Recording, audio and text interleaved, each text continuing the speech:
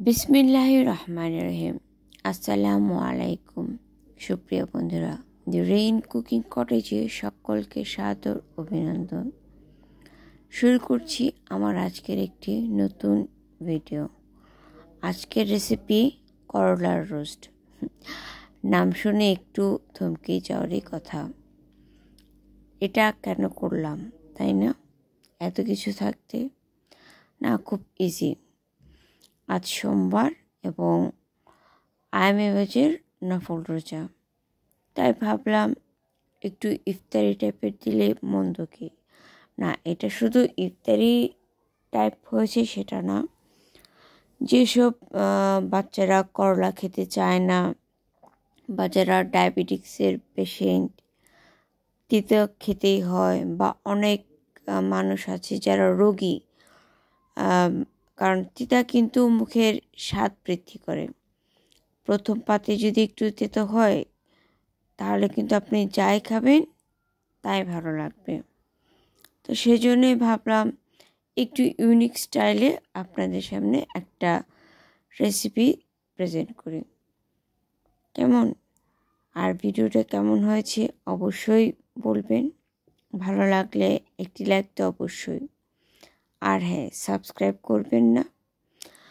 এটা তো সকলের প্রতি প্রত্যাশা। একটা ভালোবাসার ছোঁয়া আমাকে অনেক অনুপ্রাণিত করতে পারে। আমি অনেক ভালো কিছু করে দেখাতে পারি যদি আপনাদের ভালোবাসা এবং দোয়া আমার সাথে থাকে। তাই আজকে এই ছোট্ট একটি নিবেদন। আর হ্যাঁ, কেমন লাগলো অবশ্যই কমেন্ট করে বলবেন। আর যা বলছিলাম, এই করলার এই রেসিপিটি কিন্তু আপনি স্কুল অফিস টিফিনও দিয়ে দিতে পারেন। কেমন, আর ইফতারিতে অনেক আছেন যারা স্ন্যাক্স খেতে চান, কিন্তু অতিরিক্ত মশলাদার খাবারগুলো একটু ঝুঁকিপূর্ণ, আর রোজ রোজ একই জিনিস খেতে ভালো নাও লাগতে পারে। তাই একটু ঘুরিয়ে ফিরিয়ে এসপার ওসপার করে যা করার একটু করলাম, ঘুরে ফিরে সেই একই। আর অনেক সেলিব্রিটি আছেন যারা কিন্তু এই করলাকে বিশ্বাস, শ্রদ্ধা এবং ভালোবাসা নিয়েই খাদ্য হিসেবে গ্রহণ করে। যেমন কলকাতার দাদা বা বাংলার দাদা নামে যিনি পরিচিত, যার ব্রেকফাস্ট না, মানে দিনের শুরুর খাবারটাই থাকে করলার বা উচ্ছের রস। তো চলুন কথা না বাড়িয়ে let's start our delicious journey with the rain cooking cottage. আর এই জিনিসটির জন্য আমি নিয়েছি,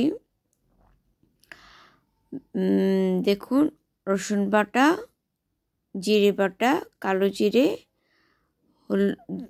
গুঁড়ো, মরিচের গুঁড়ো, লবণ, আদা বাটা, চালের গুঁড়ো, আর এই যে এটি হচ্ছে বেসন, আর ধনে গুঁড়ো, মানে এগুলো যা যা মশলা আমরা খাই সেগুলোই কিন্তু নিয়েছি।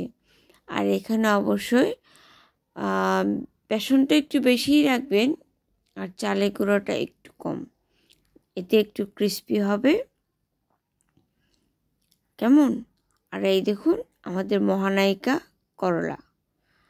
আমি এখানে দুটো করলা এভাবে স্লাইস করেছি। আর সত্যি কথা কি, আমি একটু তাড়াহুড়া করে কাজ করি।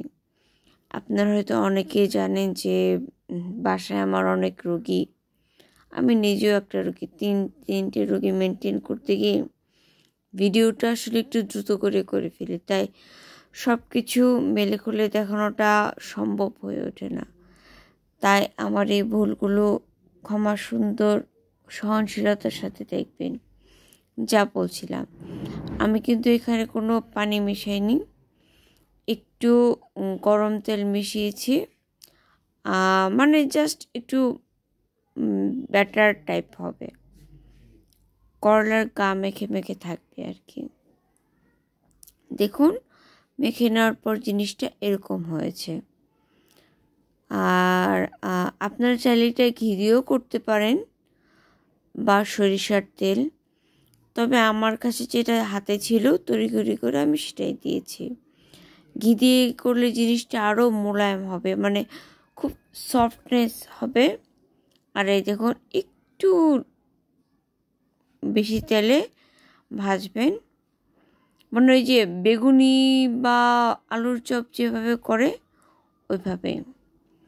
আর সারাদিন রোজা রাখার পর এরকম একটি রান্না খেলে উফ, দারুণ লাগে। আর অবশ্যই লো টু মিডিয়াম আঁচে ভাজবেন, আর সেদ্ধ হয়েছে কিনা বারবার চেক করবেন। আমি কিন্তু এখানে পেঁয়াজ একেবারেই দিইনি, আপনারা চাইলে পেঁয়াজ বাটা দিতেই পারেন। আমি পেঁয়াজ একেবারেই না খাওয়ার পক্ষপাতী, যেহেতু নবী করিম সাল্লাল্লাহু আলাইহি সাল্লাম অনেক অ্যাভয়েডই করতেন বললে চলে, যে পেঁয়াজ খেলে নাকি মুখে দুর্গন্ধ হয় এবং ফেরেশতারা দূরে থাকে। যা হোক, হারাম না, তাই একটু আমি জিনিসটাকে একটু কম ইউজ করি।